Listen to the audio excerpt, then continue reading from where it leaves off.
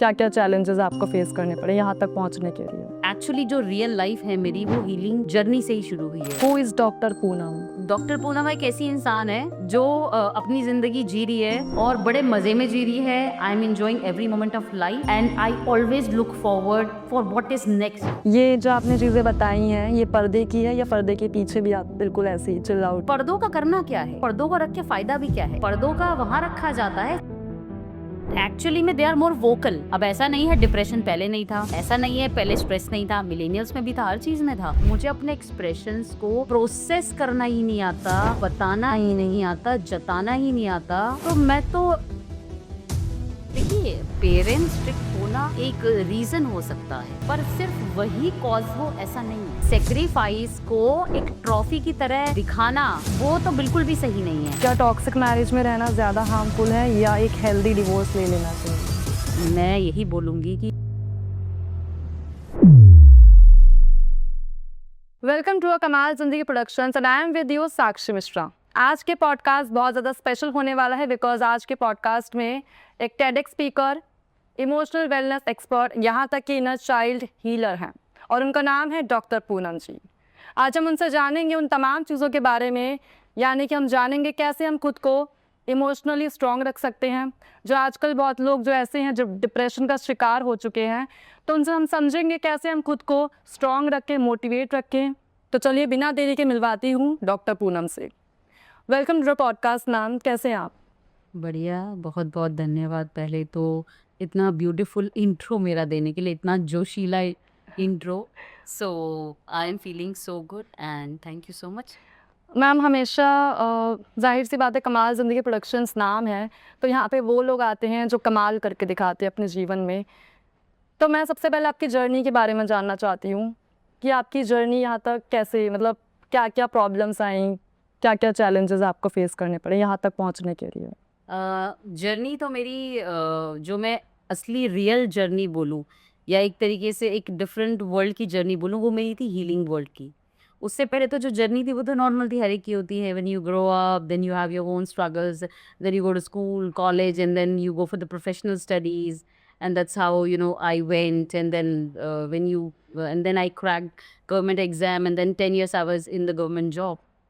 Or then after that when I quit it, and then I moved to the altogether different world. That is my actually जो real life है मेरी वो healing journey से ही शुरू हुई है, जो शुरू हुई at the time of corona. And corona लोगों के लिए बहुत प्रॉब्लम रहा है, दुखदाई रहा है, लेकिन जो मुझे रियलिटी में ज़िंदगी दी है वो कोरोना ने ही दी है।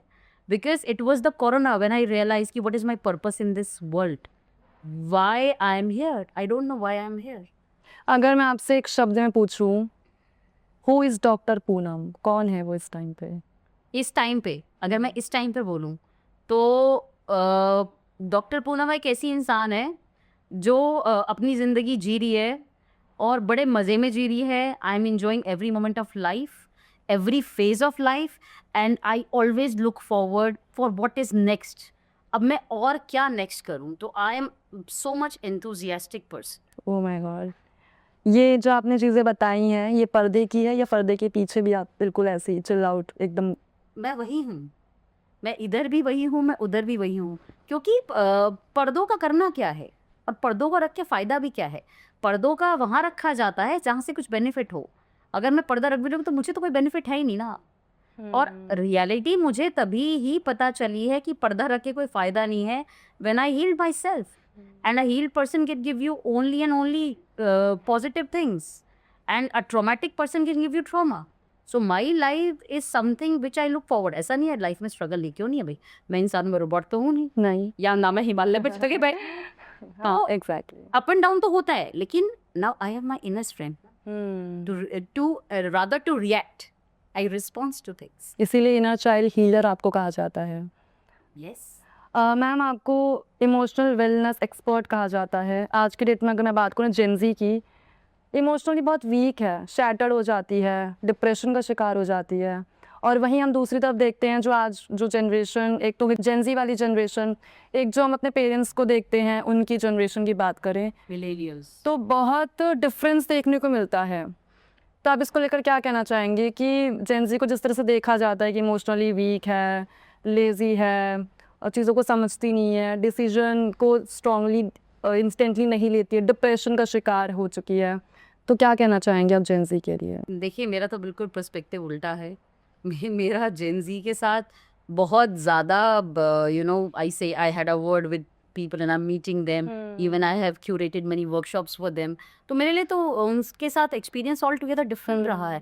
एक्चुअली में दे आर मोर वोकल। अब ऐसा नहीं है डिप्रेशन पहले नहीं था, ऐसा नहीं है पहले स्ट्रेस नहीं था, मिलेनियल्स में भी था, हर चीज़ में था, लेकिन एक्सप्रेशन नहीं था। Gen Z is the kind of generation they are more expressive. They say what they want. और पहले सब कुछ था, लेकिन एक्सप्रेशन इतना नहीं था, क्योंकि आज आपके पास सोशल मीडिया है, आज आपके पास माध्यम है चीज़ों को व्यक्त करने के लिए। पहले नहीं था। पहले लगता था कि जो सप्रेशन है वही रियलिटी है, but in today's world it's not there because there's so much awareness about it. अब आप एक सेकंड में आप 4-5 रीलें ही देख लो, आपको इतना कुछ वो इंफॉर्मेशन ओवरलोड हो गया है। बहुत ज़्यादा। तो यहाँ पे थोड़ा सा कंफ्यूजन जरूर आया है, क्योंकि इधर वो एक कहता है वो ब्लूबेरी खाओ, एक कहता है मत खाओ, एक कहता है जी आंवला खाओ, एक कहता है जी मत खाओ। तो ये तो चलता रहेगा ना, कॉन्ट्रोडिक्शंस एंड ऑल। तो ऐसा नहीं है, सब कुछ पहले था, बस हमें पता नहीं था, अभिव्यक्ति नहीं थी, we were not that expressive. But in today's generation they are expressive. It's a very good thing that they don't shy away from our own things. वो अपनी वीकनेस को लेके शाई नहीं है, बताते हैं हाँ भाई I want healing, I require healing, I am stress. जो जेन ज़ी है या नॉट इवन जेन ज़ी, लोग जो है इमोशनली बहुत वीक हो रहे हैं, क्या रीज़न है, उसको हम ठीक कैसे कर सकते हैं? देखिए इमोशनली वीक का सबसे पहले तो हमें ये समझना है कि what exactly I am going through. मुझे अपने इमोशंस ही नहीं पता ना, वीकनेस क्या हुई। वीकनेस यहाँ तो बोलूँगी, हम तो एब्सेंस पे चले जाते हैं। हमें यही नहीं पता कि मुझे गुस्सा आ रहा है तो मुझे क्यों आ रहा है। क्या वो मुझे कल की किसी बात पे गुस्सा आ रहा है, या मुझे परसों की बात पे आ रहा है, या मुझे वो 10 साल पुरानी बात पे आ रहा है। मुझे अपने एक्सप्रेशंस को प्रोसेस करना ही नहीं आता, बताना ही नहीं आता, जताना ही नहीं आता, तो मैं तो इमोशनली एब्सेंट हूँ अपने लिए। हाँ, मैं दूसरे का तो 50 ज्ञान दे के आऊँ, हाँ ऐसा है वैसा है वैसा है, लेकिन जब मेरे पे बात आती तो आई एम क्लूलेस।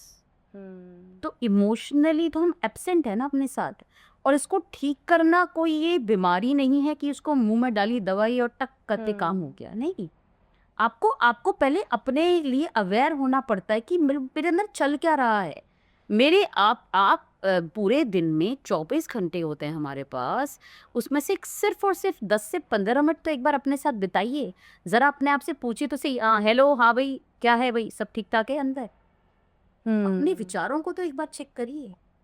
कहीं ना कहीं आप मतलब कहने का मतलब यही है कि जो लोगों के अंदर सेल्फ लव की कमी आ गई है, तो एक्चुअल में रियल डेफिनेशन क्या है सेल्फ लव की? देखिए, सेल्फ लव ऐसा नहीं है कि आप दिन रात अपनी शक्लें देखो, सेल्फियाँ लो और बस अपने में बैठे रहो। नहीं, this is not self love. Self love is that when you acknowledge yourself. आपको गुस्सा आ रहा है तो आप उसको एनालाइज करके और आप उसके लिए अवेयर हो और उसको एक्नॉलेज करो कि हाँ, मैं गुस्सा हूँ। मुझे दूसरे को दिखाने के लिए हंसना पड़ रहा है, बट रियलिटी में आई एम फीलिंग दिस। जब मैं अपने इमोशंस के लिए प्रेजेंट हूँ, उसको एक्नॉलेज कर रही हूँ, उसको जान पा रही हूँ, उसको समझ पा रही, this is the real self love. When I am available to myself, I can be available to so many people in this world and maybe in family and all, but I'm absent to myself, and that's the biggest lack. So self-love is availability to your own self, even if it's meant by spending 10 to 15 minutes with you. It's okay, just start with that. क्या ma'am strong बनना और emotionally नम हो जाना ये दोनों अलग चीज़ें हैं?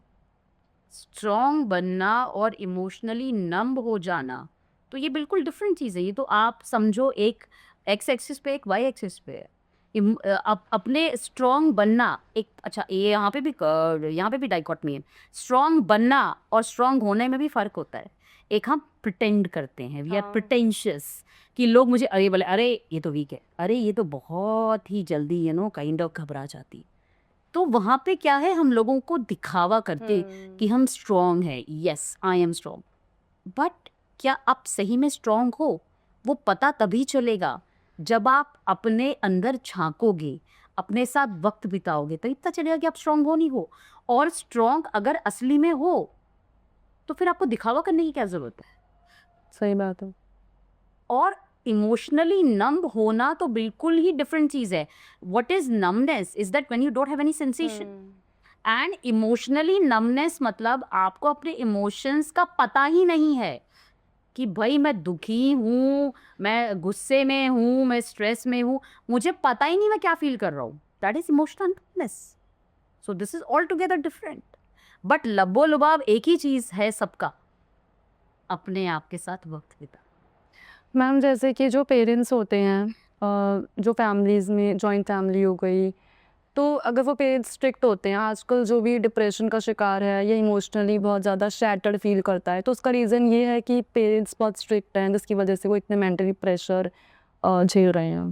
देखिए, पेरेंट्स स्ट्रिक्ट होना एक एक रीज़न हो सकता है, पर सिर्फ वही कॉज हो ऐसा नहीं है। There are multiple causes. Peer pressure आजकल टॉप में है।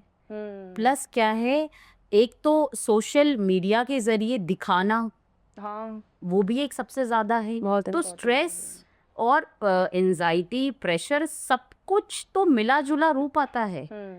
पेरेंट्स का स्ट्रिक्ट होना एक डिफरेंट है।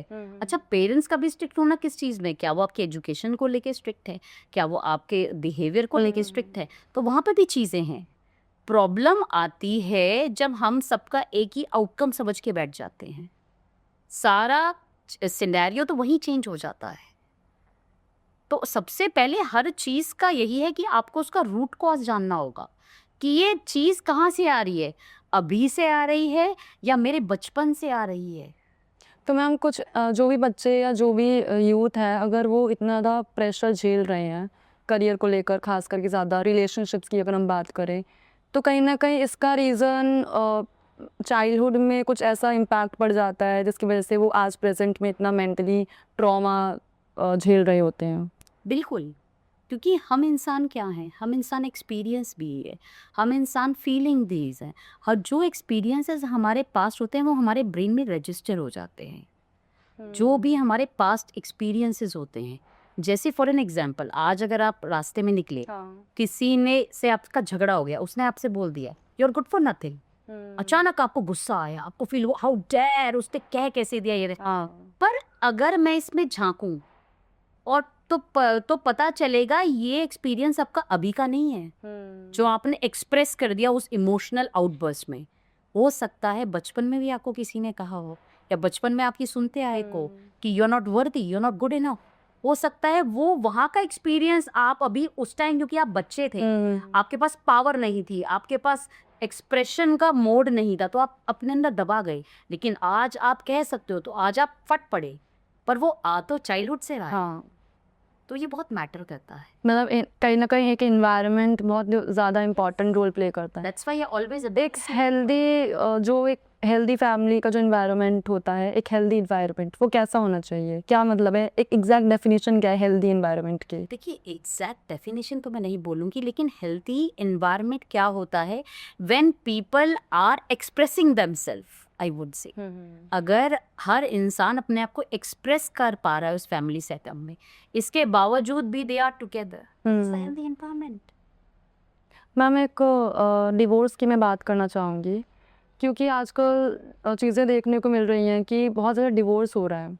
लोग मतलब लव मैरिज हो, अरेंज मैरिज हो, कैसा भी देख लें, शादी से पहले चीज़ें एकदम ठीक रहती है, मतलब हैप्पी रिलेशनशिप होता है उनका, लेकिन शादी के बाद अचानक ऐसा क्या हो जाता है कि डिवोर्स हो जाता है।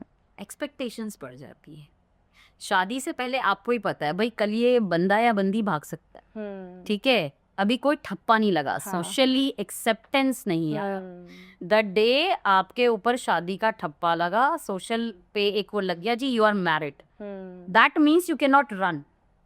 तो बस फिर क्या था, फिर तो एक के बाद एक, फिर वो जो एक पर्टिकुलर हमारा सेटअप होता है दैट हम I want such kind of husband, I want such kind of wife, तो वो उसका इतना इमोशनल ओवरलोड हो जाता है, इतनी ज़्यादा एक्सपेक्टेशंस बढ़ जाती हैं, द पीपल फील सफोकेटेड। सो यहाँ पे इसीलिए वो एकदम से यू एंड वो जब वर्ड्स होते होते होते इतना हो जाता है that people got separated. It's all because of that emotional overload. और अगर वहीं पे स्टेप लेके वहीं पे सुलझा दिया जाए तो इतना कभी आता ही नहीं. और कई बार आप हैरान हो जाओगे, डिवोर्स का कई बार रीजन ही ऐसा होता है कि इट्स वेरी फनी. जैसे कि एक एग्जाम्पल. जैसे कि I had an example when when somebody was divorced, and then later on भाई आप like I was asking कि what was the reason, and the person was not telling the reason, and I probed more. That I said, okay, for your healing it is required, you have to tell me. And then you know what she said is that just we had a fight at the party where my husband said to me that you need to sit here in a particular way, and you should not go and dance. एक इतनी सी बात हुई थी, इतनी सी बात हुई बस. लेकिन वो क्या हुआ वहां पे जिसको कहा गया वाइफ को, उसके कुछ पर्सनल ट्रॉमा आ गए. How dare you that you can stop me. And then when she lifted her voice, तो वहाँ से हस्बैंड का ट्रॉमा आ गया कि भाई she is over powering me, she is dominating me in front of my friends and. और वो झगड़े बढ़ते बढ़ते बढ़ते बढ़ते बढ़ते इतने हो गए कि at the end they had to divorce. पर वो एक इंसिडेंट जो ट्रिगर था ना, इमोशनल ट्रिगर, असल में उनके जो पास्ट एक्सपीरियंसेस आ रहे थे वही उनको गवर्न कर रहे थे. बाद में आप भी हंसोगे कि यार एक छोटी सी बात पे कैसे हो सकता है. हाँ वही. But this is the reality. क्योंकि हम लोग सब अपने ज़्यादा एक टाइम के बाद इतने हम लोग अपने एक्सपीरियंस लेके आते हैं, तो सारा खेल उन्हीं एक्सपीरियंस का होता है. हमें अपनी इमोशंस को प्रोसेस करना नहीं आता. अगर वहीं पे इंटरवेंशन होती, वहीं पे they would have taken counselling, this could have been stopped when they both could have realised their own mistakes. Ma'am ऐसा भी होता है कि मतलब कुछ पेरेंट्स ऐसे होते हैं अपने बच्चों को सपोर्ट नहीं करते हैं, तो जो बच्चे हैं, जो चिल्ड्रंस होते हैं, वो खुद को कैसे इनर हील करें. देखिए अगर पेरेंट्स सपोर्ट नहीं कर रहे हैं तो सबसे पहले तो बच्चे या जो भी अडल्ट हैं, क्या वो अपने आप को खुद सपोर्ट कर रहे हैं. Means are they available to themselves first. And अच्छा, और सपोर्ट क्यों नहीं कर रहे हैं, पहले तो देखो रीज़न होता है हर चीज़ का. पेरेंट्स सपोर्ट नहीं, किस चीज़ में सपोर्ट नहीं कर रहे, उनकी करियर की चॉइसेस को लेकर सपोर्ट नहीं कर रहे. तो if the person himself is very much confident कि yes I can do wonders in my field which I am choosing, then there is always an option to sit and talk. अगर इतना ज़्यादा हो गया है कि भाई पेरेंट्स बोले नहीं भाई हम तो बिल्कुल आंख बंद करके बैठे हैं, we don't believe in you, we don't trust you, then if you really think that this is a good choice you, then you take a leap. पर फिर आपने ये नहीं कि 4 लोगों ने आके कुछ कह दिया तो फिर आप वहीं लटक गए. आपको पहले इनर स्ट्रेंथ डेवलप करनी पड़ेगी. अगर आप कभी भी अगेंस्ट द टाइट जाते हो तो आपके अंदर उतनी एनर्जी तो होनी चाहिए ना उस टाइट को के अगेंस्ट मूव करने के लिए. तो पहले आपको वो इनर स्ट्रेंथ डेवलप भी तो करनी पड़ेगी. मतलब कैसे करे कोई इंसान. सबसे पहले तो एनालाइज करो अपनी सिचुएशन कि आप किस डायरेक्शन में जा रहे हो, उसके प्रॉस देखो, उसके कॉन्स देखो, अपना विजन देखो, अपना गोल देखो. If you are so confident and you have that skill, you don't have that skill, you develop, you do lot of courses. कोई भाई पैदाइशी तो एक्सपर्ट पैदा नहीं हुआ है, सबने सीखा है. अगर आप उसमें लिटरली अचीव करना चाहते हो तो पहले देखो कि how am I able to perform in that. And in today's world there is no depth of knowledge. It's everything is available in a click of a second. It's just that you have to believe in yourself. So that आप जब against tight खड़े रहो, 10 लोग भी आपको आके negative बोले, but अगर आप अंदर से positive, you can do anything. तो अभी तक आपने रिलेशनशिप्स, डिवोर्स, इन सब चीज़ों के बारे में बताया. मैं अब बात करूँ करियर को लेकर, क्योंकि वो एक बहुत इंपॉर्टेंट रोल प्ले करता है खास करके सोसाइटी को लेकर. तो सबसे पहला क्वेश्चन इसी को लेकर यही है कि करियर प्रेशर और लोग क्या कहेंगे, ये जो माइंडसेट है, इससे कैसे बाहर निकला जाए. बड़ा मज़ेदार चीज़ है लोग क्या कहेंगे. मतलब एक कहावत ही है कि दुनिया का सबसे बड़ा है रोग क्या कहेंगे लोग. तो अगर हम लोगों के कहने पे चले तो शायद हमें तो लाइफ में एग्जिस्टेंस ही नहीं करना चाहिए. क्योंकि भाई कोई तो कभी आगे कहेगा नहीं आप पे कि अरे वाह आप बहुत अच्छे हो, और कोई कह भी देगा तो 100 में से एक इंसान कहेगा, तो उसके लिए पूरी जिंदगी थोड़ी मोड़ी जाती है. एग्जैक्ट. तो हमेशा भाई ये देखो कि आप खुद को क्या कहोगे। पहला तो अपने आप से सवाल पूछो। अगर आप अपने लिए जस्टिफाइड हो, अपनी चॉइसेस को लेके जस्टिफाइड हो, if you are ready to stand with yourself, then it's so easy to move ahead. क्योंकि आपने बहरे बन जाना है बेसिक। हाँ, विद गांधी जी के 3 बंदर, हाँ। बहरा वाला चूज करें, क्योंकि आपने अपनी एनर्जी नहीं वेस्ट करनी ना उन लोगों में। देखिए पहले तो देखिए ना कि वो लोग आपसे मैटर करते नहीं करते। क्या सबसे पहले मैं सबको एक ही ट्रिक बताती हूँ किसी भी चीजों को समझने के लिए। अगर आपको बहुत बॉदरेशन है, लोग मुझे ऐसे करे वैसे करे, हाँ। एक क्वेश्चन सिंपल पूछिए, क्या उन लोगों का आपकी लाइफ में कोई योगदान है? Are they doing something to you? No. नहीं। If the answer comes no, plus उनके होने ना होने से क्या आपको फर्क पड़ेगा? Again if the answer comes no, then sort it out, then just ignore and move. Ma'am social media जब से आया है तब से लोग अपनी अपनी इमेज को मेंटेन करने में लगे हुए हैं। मतलब कहीं ना कहीं वो इमेज को क्रिएट करने में, उसको मेंटेन करने में खुद को ही भूल गए हैं। तो हम खुद को समझ पाना, खुद से प्यार करना, वो कैसे हम करें सोशल मीडिया के साथ साथ? देखिए, इवन मैंने अपने एक वीडियो में भी कहा था, जो ये प्रिटेंशियस कॉन्सेप्ट है कि अभी जैसे लोग बोलते हैं ना, ओ परफेक्ट रिलेशनशिप, वो अभी 2 मिनट पहले झगड़ा करके आए हैं जिन्होंने फोटो पोस्ट करी है। ये 90% यही होता है। तो perfection is a myth which does not exist, that I से। ठीक है, जो है वो रियलिटी है। सबसे पहले तो अपने आप से पूछो, इज इट रियलिटी और इज इट फैलेसी? और प्लस ये आपका ओपिनियन है या लोगों का ओपिनियन है? अगर ये आपका ओपिनियन नहीं है, लोगों का ओपिनियन है, तो भाई वहीं अलर्ट हो जाओ, रुक जाओ कि आप किस डायरेक्शन में जा रहे हैं। तो उन चीज़ों को लेके अपने ऊपर स्ट्रेस डालने का कोई मतलब ही नहीं। क्या हमारा जो सोसाइटी है वो इमोशनल एक्सप्रेशन को वीक समझता है? बिल्कुल, तभी तो लोग छुपाते हैं, तभी तो लोग अपने आप को एक्सप्रेस नहीं करना चाहते, क्योंकि उनको लगता है, क्योंकि लगता क्या है, सामने वाला आगे बोलता है अरे ये तो बड़ा वीक है, अरे तो रोता ही रहता है, अरे इसको जब भी देखो ये बहुत सेंसिटिव है। सेंसिटिव होना किसी इंसान का, उसका नेगेटिविटी नहीं है, ये तो बहुत पॉजिटिव चीज है कि वो अपने इमोशंस को जज कर पा रहा है, उसको वो समझ पा रहा है या पा रही है कि मैं क्या फील कर रही हूँ। अगर मजेदार बात यह है कि अगर आपको यही नहीं पता कि आप क्या फील कर रहे हो, तो आप तो अपने साथ हो ही नहीं ना, आप तो कहीं और ही हो। और जब आप अपने साथ खुद नहीं हो तो आप कहीं एग्जिस्ट कर ही नहीं सकते। Even my Ted talk, the topic was this only, the most dangerous addiction, that is abandoning yourself. Ma'am आप TEDx स्पीकर हैं, जब आप पहली बार वहाँ पे गए TEDx में तो कैसा लगा? How you feel it? I felt I was living my dream with open eyes. कभी लगा था कि आप यहाँ तक पहुँचोगे? देखो, मुझे पता तो था कि मैं पहुंचूंगी, लेकिन इतनी जल्दी पहुंचूंगी मुझे ये नहीं एक्सपेक्ट नहीं था। And this is all God's wishes and alignment, and I feel so blessed about it. क्या चीज़ आपने वहाँ पे ऑब्जर्व करी लोगों के बीच, या जो लोग आपको सुन रहे थे? मैंने ये ऑब्जर्व करी कि जब आप अपने अंदर की इनर स्ट्रेंथ डेवलप करते हो, जब आप अपने अंदर एक इनर कॉन्फिडेंस खुद के लिए डेवलप करते हो, तो दुनिया आके आपको उस चीज़ के लिए कॉम्प्लीमेंट करके जाती है। ये मैंने चीज़ ऑब्जर्व करी कि earlier when I was not healed, I was totally reverse. दुनिया आगे मुझसे कह रही, oh you are too good, oh you are too good, and I used to say अच्छा सही थी, हाँ डू आई हैव। लेकिन the day I acknowledge myself, I accept my reality कि yes you are the person who deserve everything in this world, I change. So now I take compliment very easily. I feel happy about it. आपने घर में बताया? It was so much, kind of love and blessings, of course, from my family, and also they couldn't believe, but it happened. It happened. It's all, it happened because everything was aligned. आप nervous हुए थे वहाँ पर stage पे जब गए थे?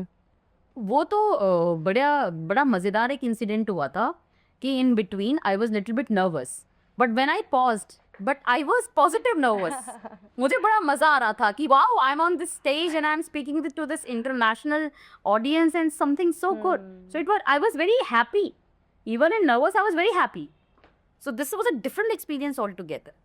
पर वो तब होगा जब आप अपने साथ प्यार में रहोगे, जब आप अपने आप को जानोगे, अपने आप को समझोगे, आपकी नज़रें औरों की तरफ नहीं जाएंगी कि अरे ये मुझे एक्नॉलेज कर रहा है नहीं कर रहा है, ये मुझे ये इसके अकॉर्डिंग मैं सही हूँ या नहीं हूँ।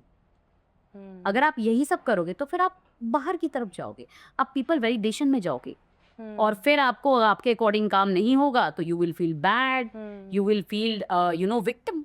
जब आप उस स्टेज पे पहुंचे तो सबसे पहली लाइन क्या थी? सबसे पहली लाइन थी ये था कि when was the last time you did something which only you wanted to do, not because people expect from you, not because it was aligned, not because it was being taught to you. What was the thing that you have done with your own self and which you wanted to do? और ये reality है, हम 90% वही काम करते हैं जो या तो हमसे एक्सपेक्टेड होता है, या तो लिखा गया है, या तो कंडीशनड है, लेकिन वो हम चीज़ें करते ही नहीं हैं जो हम करना चाहते हैं। और जब 70-80 साल के हो जाते हैं तब हम बैठ के फ़ोटोज़ देखते हैं, अरे मैंने काश वो किया होता, हाय मैंने ये किया होता। मैम आपकी ज़िंदगी में कोई काश ऐसा रह गया हो? फ़िलहाल तो मैं बहुत खुश हूँ और मुझे पता है काश तो अभी कुछ नहीं है, काश तो अभी हो ही जाएगा। तो काश तो अभी कुछ रहा नहीं है, मतलब मुझे पता है वो ऑन प्रोसेस है, because I'm a very amazing believer and manifester, and up to I'm like into this world of spirituality where it's always God's planning and everything is coming to me, so I'm very relaxed now. पर पहले बहुत काश थे, जैसे कि पहले मुझे था कि अरे बस अब दुनिया खत्म हो रही है, मुझे वर्ल्ड टूर करना है, हाय मैं कब करूँगी, अरे मुझे एक ऑथर बनना है, कब करूँगी। मुझे तो ऐसा लगा दुनिया खत्म हो रही है, बस कल मर गई। ये रहे हाय बहुत था। ये था भी कि 2026 में दुनिया खत्म होने वाली है, और देखो हम लोग 2026 2000 से ही सुन रहे दुनिया खत्म हो रही है, कब खत्म हो गए, हम लोग नहीं खत्म हुए, इंसान इतने साल से खत्म भी नहीं होगा। तो पहले हाय बहुत था, मैं बस ये कहना चाहूंगी, मेरे को पहले हाय बहुत था, क्योंकि पहले सब कुछ ये था कि अब क्या वो इतना स्ट्रेस एंजाइटी, मैंने कहा ना कहीं के इमोशंस कहीं आते थे। अब I am very much stable, I know what is there. ऐसा नहीं मुझे गुस्सा नहीं आता, बिल्कुल आएगा, इंसान हूँ मैं भाई, अभी तो मुझसे लो पंगे, मुझे गुस्सा आया था बिल्कुल आएगा, लेकिन नाउ आई नो कि okay I get this awareness and presence कि अच्छा हे अब तुम्हें गुस्सा आ रहा है, hey you are doing something which is not okay, relax, take a pause, and I step back from that situation and then I analyse okay this was not justified, my now I respond instead of react. मैं अभी आपने manifester की बात की, तो actual में manifestation काम करती है? बहुत काम करती, मैंने तो सारी काम करी है। मेरे अभी TEDx मेरा मैनिफेस्टेशन ही था, जो मैंने आपको बताया, like when we were talking in behind the stage, and I told you that कि दिसंबर में when I was about to make my vision board, उसमें मैंने पहला अपना लिखा था, अभी मेरे पास है नहीं, को दिखाऊंगी, उसमें मैंने अपनी फोटो जनरेट करके लिखी है कि आई एम TEDx स्पीकर, और वो रेड डॉट है उसमें मैं खड़ी होके बोल रही हूँ, and believe in January I got this offer and that's how I delivered in the Feb my TEDx speech. ये तो आपके लिए एक सपना सा होगा। Oh my God, I was living my dream with the open eyes. This was so beauty. It was so beauty.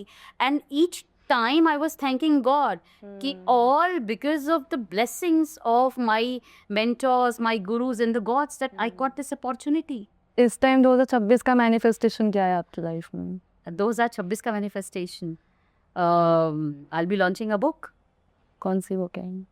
पता नहीं, अभी आ रही है प्रोसेस में, मेरे दिमाग में है, बहुत जल्द आएगी। तो this is my very strong manifestation and I know it will be done. Ma'am जैसे कि फैमिली एक्सपेक्टेशंस बहुत ज़्यादा होती है, जिसकी वजह से जो यूथ है वो बहुत ज़्यादा खुद को मेंटली प्रेशर फील करते हैं, जिसकी वजह से वो शायद अपना टारगेट भूल जाते हैं या अपने आप को बहुत ज़्यादा शैटर्ड फील करते हैं। तो कैसे हम खुद को ओवरकम करें, खुद को मतलब इमोशनली कैसे खुद को ओवरकम करें और स्ट्रॉन्ग बने? देखिए, सबसे पहले तो अगर आपको अंदर से स्ट्रॉन्ग बनना है तो पहले आपको अपने साथ बैठना पड़ेगा। आप सुबह का वक्त ले लो, सुबह आप सिर्फ और सिर्फ, मैं ज़्यादा नहीं बोलूँगी कि 1 घंटा बैठो 2 घंटा बैठो, 5 से 10 मिनट सिर्फ और सिर्फ मेडिटेट करो। मेडिटेशन भी कुछ नहीं है, आपने बस बैठना है जिस चीज़ में आप कंफर्टेबल हो। अगर आप सांसों में ध्यान लगाने में कंफर्टेबल हो, just inhale and exhale, very slow deep breaths, and just spend 5 to 10 minutes, और उस टाइम पे 50 विचार आपके पास आएंगे कि ये हो रहा है, वो हो रहा है, अभी ये हो जाएगा, अभी वो जाएगा, कल मैंने ये किया था, उसने मुझे वो बोला था.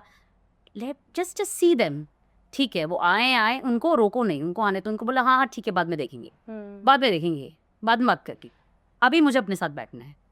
The more you spend time with yourself, the more you'll be able to listen to your inner voice. आपको हर दिन में अपना रोज एक इमोशनल चेक करना चाहिए, डेली इमोशनल चेक. मुश्किल से कुछ मिनट लगेगा. आपने ये देखना है कि मेरे जो आज पूरे दिन मेरे साथ घटना घटी हुई, उसमें मेरा रिएक्शन था या रिस्पॉन्स था. क्या मैं पॉजिटिव में ज्यादा बोली या नेगेटिव में ज्यादा बोली. क्या मैंने अपने आप को क्रिटिसाइज किया या मैंने दूसरे को किया. ये अगर आप एक चेक रोज रूटीन बना लेना, तो आपको पता चल जाएगा आप किस डायरेक्शन में जा रहे हैं. और धीरे धीरे आपको पता चलना शुरू हो जाएगा कि मुझे अपने आप को कहाँ रोकना है और कहाँ बहने देना है.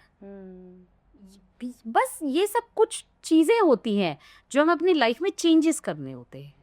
अपनी बाउंड्रीज ड्रॉ करना. आपको पता होना चाहिए कहाँ हाँ बोलना है, कहाँ ना बोलना है. देखो, हमें हाँ बोलना तो बहुत पता होता है, ना बोलना नहीं पता. नहीं पता होता. ये सबसे मजेदार ट्रिक है, ना बोलना. और हमें सबसे ज्यादा खतरा भी इसी ना बोलने से होता है. अब वो क्या सोचेगा, अब वो क्या समझेगा, उसने ऐसे बोला वैसे बोला, ये तो बड़ी एरोगेंट है, ये तो बड़ी सेल्फिश है, कहाँ वैसे. हम लोग अपने दिमाग में ना पूरा बैटल लड़ लेते हैं. इवन मैम बचपन से सिखाया जाता है सेक्रीफाइस करो, नहीं नहीं मतलब नो नहीं बोलना है, यस बोलना है, जी जी हुजूरी करनी है, एक तरीके से यही सिखाया जाता है बचपन क्योंकि से. उनको भी यही सिखाया गया ना, उनको भी यही सिखाया गया. भाई ये तो दादा परदादा के जमाने से चला आ रहा है. लेकिन सेक्रीफाइस को एक ट्रॉफी की तरह दिखाना, तो वो तो बिल्कुल भी सही नहीं है. आप सेक्रीफाइस क्या होता है, क्या होता है सेक्रीफाइस. आप सेक्रीफाइस करो तो कोई तो उसका फायदा तो किसी को हो रहा है ना. तो सेक्रीफाइस को एक सेल्फलेसनेस देखा जाता है, जबकि ऐसा कुछ नहीं है. अपने आप को खोने के बाद काहे का ट्रॉफी. एग्जैक्टली. अगर आपने अपने आप को ही खो दिया, आप मर रहे हो, आप दब रहे हो, लेकिन आप चिल्ला रहे हो "हाँ, मैं ठीक हूँ, मैं ठीक हूँ", इससे बड़ा पागलपन कुछ नहीं. नहीं बिल्कुल. सबसे पहले तो भाई अपने को, तो आप जिंदा रहोगे तभी तो और लोग रहेंगे. मैं तो परिवार में एक सिंपल बात कहती हूँ, if you are not well, how will you take care of others. तो पहले अपने आप को टेक केयर करो, जैसे मदर्स होती है. Because I am also a mother. It's just normal tendency that we want to do everything for our family and kid, पर अपनी तरफ नहीं देखते. लेकिन एक सिंपल सी बात है, अगर मुझे बुखार हो गया है तो मेरे बच्चे को कौन देखे. सही बात. तो पहले मुझे अपना टेक केयर करना पड़ेगा, अपने बच्चे के लिए, अपनी फैमिली के लिए. तो देखिए, हर जगह तो सेल्फ स्वतः ही शुरू होता है ना. तो पर हम वही नहीं देखते. मैम एक चीज़ ये है, डिवोर्स को लेकर काफ़ी चीज़ें बोली जाती है. क्या टॉक्सिक मैरिज में रहना ज़्यादा हार्मफुल है या एक हेल्दी डिवोर्स ले लेना चाहिए? देखिए, मेरे हिसाब से तो मैं यही बोलूँगी कि healthy divorce is much better option when you separate with normal terms instead of that toxicity. क्योंकि देखिए, टॉक्सिसिटी में तो किसी का भी फायदा नहीं हो रहा ना. ना एक का हो रहा है, ना दूसरे का हो रहा है, दोनों ही परेशान नहीं. पर और अगर उसमें चिल्ड्रन इन्वॉल्व है तो वो तो सबसे डेंजरस चीज़ है. क्योंकि एक अपनी प्रोजेनी पे आप क्या असर डाल रहे हो. तो उसको टॉक्सिसिटी में रहने का तो कोई अर्थ ही नहीं बनता ना. उससे अच्छा है आप प्यार प्रेम से you move on, so that both can have a good life together. Not even together, like apart from that, but to be in sync with it. Ma'am आप खुद को पॉजिटिव कैसे रखते हो? मैं खुद को पॉजिटिव कैसे रखती हूँ, क्योंकि मैं खुद के साथ हमेशा बैठती हूँ. मैं खुद को पूछती हूँ, हाँ भाई तुम ठीक हो, सब बढ़िया चल रहा है, क्या चल रहा है, क्या नहीं चल रहा. अरे मुझे तो बहुत गुस्सा आता है. कैसे संभालते अपने गुस्से पे? नहीं, मैंने कहा ना, मैं आपको भी सिंपल एक ट्रिक देती हूँ. मैं क्या करती हूँ, जब भी अगर सपोज कुछ हुआ जिसमें एकदम से मेरा रिएक्शन निकला, तो उसी टाइम पे तो एकदम से मेरे अंदर आवाज आती है, क्योंकि I talk with my self more, I do body talk, I do positive body talk with my self. तो एकदम से मेरे अंदर आवाज आती है, हे जस्ट पॉज. तो I take a pause, I don't react at that time, I just keep quiet. अगर मैंने रिएक्ट कर भी दिया तो उसी time immediately I just step back from that situation and then I analyse कि क्या था, कैसा था, क्या नहीं था. और उतने ही टाइम में आपको पता चल जाता है कि आपने क्या रिएक्शन दिया है और आपने क्या दिया है, आपको क्या देना चाहिए था. I just take a step back from that situation. Ma'am anybody can practise. लोगों के अंदर ये भी चीज़ होती है कि उन्होंने कुछ गलत नहीं किया होता, पर फिर भी वो किसी न किसी चीज़ की वजह से गिल्ट में रहते हैं, रिग्रेट फील करते हैं. क्या रीज़न है? गिल्ट और रिग्रेट सबसे बड़ी नेगेटिविटी है.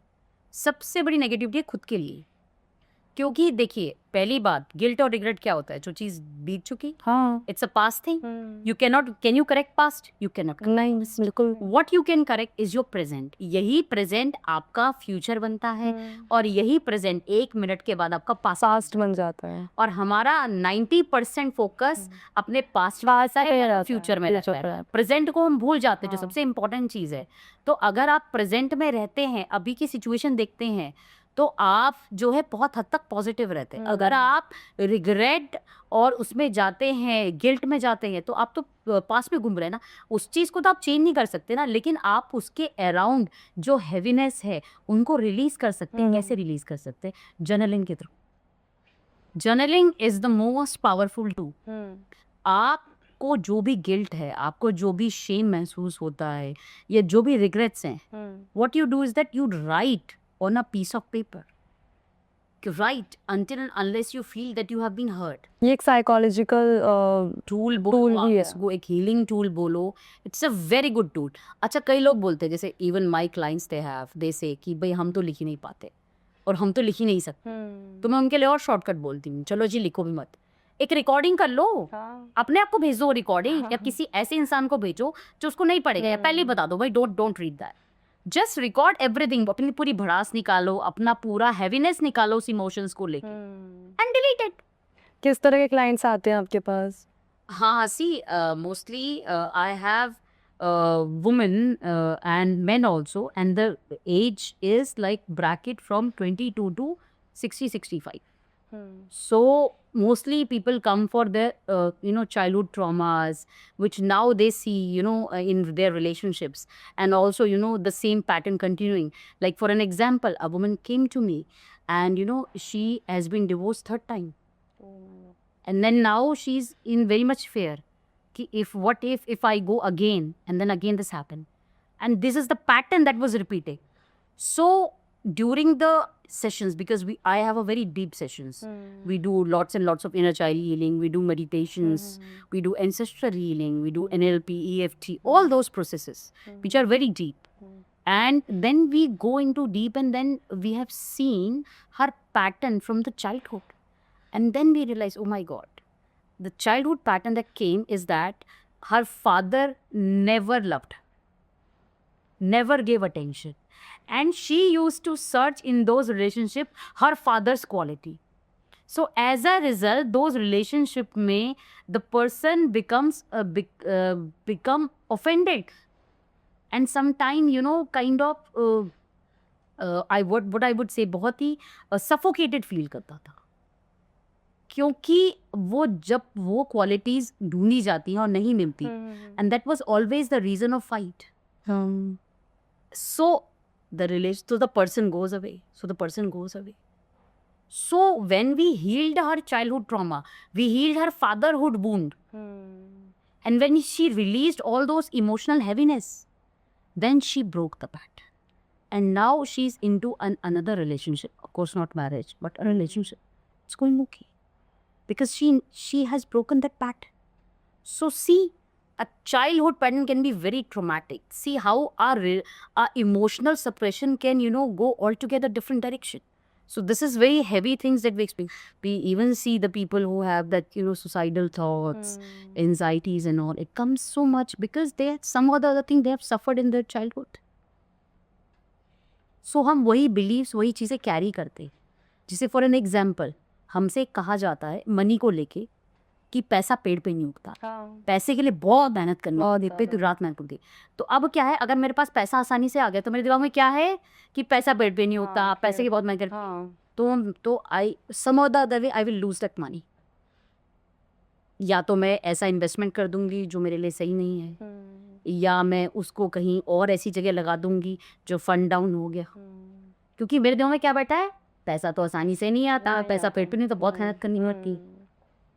तो ये जो हमारी फिक्स्ड बिलीव्स हैं, ये हमारे अभी की लाइफ को शेप करती हैं, बहुत ज़्यादा शेप करती हैं. तो हम लोगों को वो एनालिसिस करना पड़ता है डीप में जाके कि कहाँ से आया है. अगर आपके पास अनवर्दीनेस है, आपके पास सेल्फ लव नहीं है, आप अपने आप को प्यार ही नहीं कर पा रहे हो, आपके रिलेशनशिप ठीक नहीं, आपका करियर सही नहीं चल रहा, आपका मनी नहीं सही आ रहा आपके पास, then we go into that root cause कि भाई व्हाट इज द इशू. अब जैसे I had an client who has this concept of emotional eating. Out of emotion she used to eat, and that's why she couldn't lose the weight. But when we went into her childhood, it came that she was always, she was always used to suppress her love desire, that belongingness from the family which she didn't receive, in lieu of eating. तो वहाँ से वो emotional eating शुरू हुआ. It's a very very different world all together. Ma'am जैसे कि आजकल लोग बहुत ज़्यादा डिप्रेशन फील करते हैं. डिप्रेशन एक ऐसी चीज़ है जो दिखती नहीं है मैम. तो अब जो लोग अब हो सकता है मेरे आसपास भी कुछ लोग डिप्रेशन का शिकार हों, तो हमें कैसे पता चलेगा कि वो जो इंसान है या कोई पर्सन है वो उसको खुद को कैसे पता चलेगा कि वो डिप्रेशन का शिकार हो चुका है? सबसे एक तो मज़ेदार चीज़ मैंने पहले भी कहा है अपने और इसमें वीडियोस में कि डिप्रेशन को बहुत ही लूजली ले लिया गया है. अब आजकल कोई बच्चा घोड़ा बोलता है भाई मुझसे बंद करो मैं डिप्रेशन में हूँ. अरे भैया डिप्रेशन एक बहुत हैवी चीज़ है. सैड होना is one of the indication, it's not depression. तो पहले तो हमें ये आइडेंटिफाई करना है ना कि हमारे इमोशंस है क्या भाई. I am frustrated, I am anxious, I am sad, I had some panic situation going on. तो पहले तो मुझे ये रियलाइज़ करना है कि मेरे अंदर कौन सा इमोशन चल रहा है और उसको लेके मुझे क्या स्टेप करना है. देखो किसी भी सिचुएशन में एक ये फंडा हमेशा काम करता है. आप सबसे पहले कोई भी अगर ऐसी सिचुएशन आ गई टेंशन की, प्रेशर की, तो सबसे पहले डीप ब्रेथ्स लो. अपने आप को एक पॉज स्टेट में लेके to take big inhale and then exhale. जो आपको पॉज मिलता है वो आपके टाइम को वो आपके माइंड को तैयार करता है कि अब क्या रिएक्शन होना चाहिए. और बहुत हद तक वो जो सडन आउटबर्स्ट है वो थोड़ा सा स्लो हो जाए. तो हमेशा you should practice deep breathing. और अगर आप किसी सिचुएशन में ऐसे हो जहां आप कुछ नहीं कर सकते लोगों के साथ, just leave from there. Either you go to bathroom, हाँ प्रैक्टिस कर लो, या वहां बस आप वहां से चले जाओ. से समथिंग, एक्सक्यूज, या I want water, I to drink something, I have to go this and that. Just take a pause from that situation. वो पॉज, थोड़ा सा पॉज ही कमाल कर जाता है. मैम जैसे कि कॉर्पोरेट इंडस्ट्री में देखा है कि लोग अपने आप को चाहे कितना ही पैसा कमा लें, लाखों का पैकेज क्यों ना हो, पर बर्नआउट फील करते हैं. एंजाइटी, बहुत ज़्यादा गुस्सा आ जाता है, घर जाते हैं तो रोना आ जाता है. तो खुद को कैसे हम इससे बाहर निकलें, ओवरकम करें, और क्या रीज़न होता है इन सब चीज़ों का? देखो सबसे पहले तो पैसा आपको कभी गारंटी नहीं देता खुशी की. खुशी तो अपने आप से, अपने अंदर से आती है. तो हाँ, पैसा आपके लिए एक आपको सेटिस्फैक्शन दे सकता है कि हाँ चलो अभी इस चीज़ के लिए नहीं भागना, ये चीज़ें आ जाएंगी, मैं इसीलिए. लेकिन जो बर्नआउट है, क्योंकि क्या होता है हम पूरे दिन अपने आप को धक्के मार मार के खींचते रहते हैं. हम अपने लिए अपने पास हम बैठते ही नहीं है, हम अपने लिए टाइम ही नहीं देते. क्यों? हम भाग रहे हैं.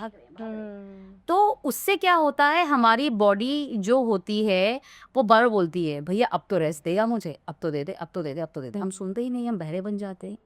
दुनिया की सुनेंगे, अपनी नहीं सुननी है. तो हम जब वो बहरे बन जाते तो एक टाइम ऐसा आता है फील बना is that body will say कि मैं तो तेरे को कब से इंडिकेशन दे रही थी, तुम ही नहीं, मुझे नहीं दे. तो और हम लोग and that is very scary for people because they couldn't face themself. वो अपने आप को फेस ही नहीं कर सकते हैं. तो सबसे पहले चीज़ क्या होगी, उसको आप कैसे हटा सकते हो. मैंने सही बोला, सबसे पहला foremost thing is that you have to check your emotions, you have to check your thoughts. How are you feeling. हमेशा सुबह उठने से पहले पूछो हाउ आर यू फीलिंग, सोने से पहले पूछो हाउ आर यू फीलिंग. और जो भी इमोशंस आते हैं उसको एक्नॉलेज करो. अगर एकदम से रोना आ रहा तो नहीं बोला ए मैं तो रो ही नहीं सकता, अब मैं तो बहुत स्ट्रांग हूँ. नहीं, हाँ ठीक है, मैं इंसान हूँ, मैं रो सकता हूँ. मुझे दुख फील हो रहा है तो मुझे फील हो रहा है. जैसे ही आप अपनी बॉडी को, अपने आप को एक्नॉलेज करोगे, उस चीज़ को एक्सेप्टेंस लेके आओगे अपने इमोशंस के लिए, वो चीज़ें अपने आप धीरे धीरे आपसे निकलना शुरू हो जाएंगी, वो हैवीनेस निकलनी शुरू हो जाएगी। अपने आप के पास बैठोगे, अपने से बात करोगे, अपनी उस इनर वॉइस को ढूंढोगे, उससे अगर आपने 2 मिनट भी बात कर ली ना, you feel very satisfied because your soul will get satisfied. It's not outside satisfaction matter, it always inside satisfaction matters. तो दोस्तों ये था अभी तक का हमारा पॉडकास्ट, लेकिन हमारा जो पॉडकास्ट है वो ख़त्म नहीं हुआ है। अब शुरू होने वाला है असली खेल, और वो खेल ये है रैपिड फायर राउंड, जिसमें हम जानेंगे इंस्टेंट 1 वर्ड में। तो मैम सबसे पहला क्वेश्चन ये है, ओवर थिंकिंग या ओवर ईटिंग कौन सा ज़्यादा डेंजरस है? ओवरथिंकिंग। ओके। मेडिटेशन करते वक्त सबसे फनी थॉट क्या आता है? कि अभी ब्रेकफास्ट करना है, क्या बना है? इनर चाइल्ड ज़्यादा रोता है या ज़्यादा ड्रामा करता है?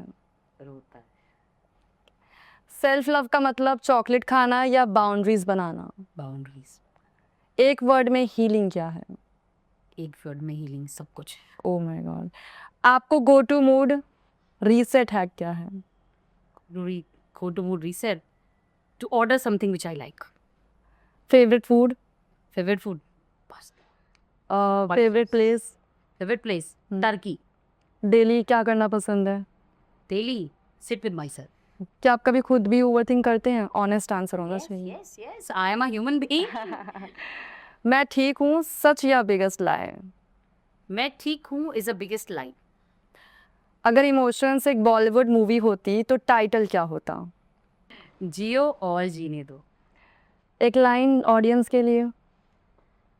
मैं तो यही कहना चाहूँगी कि हम सबको सबसे पहले तो अपने आप को, अपनी सिचुएशंस को एक्सेप्टेंस, एक्नॉलेज करना और उसको बहुत प्यार से लेना आना चाहिए।